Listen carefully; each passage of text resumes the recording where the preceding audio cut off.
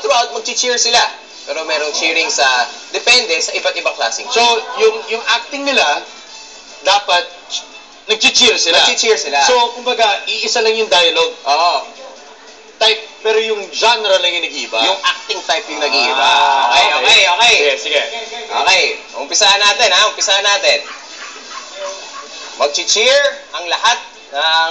Pakita muna natin ng May bagong regular. Sige. Regular cheer. cheer. Ano ba itsura niyo pag nag-cheer lang kayo?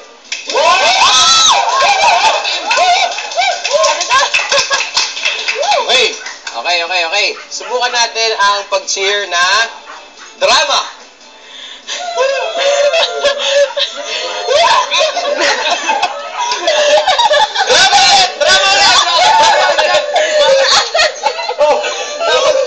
May-enjoy ko to. Violent. May-enjoy ko to. Oh, subukan naman natin ang comedy. Nakaturo sa mukha ni Kobe sa tumawa. Cheer pa rin. Go! Okay. Subukan naman natin ang horror. Oh! Nag-cheer pa rin yan ha, ang horror. Horror na ngiti.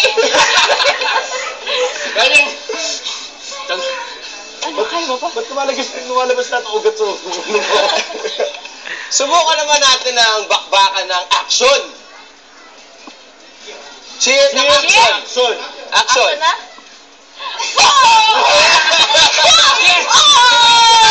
Ang galing mo! Ang galing mo!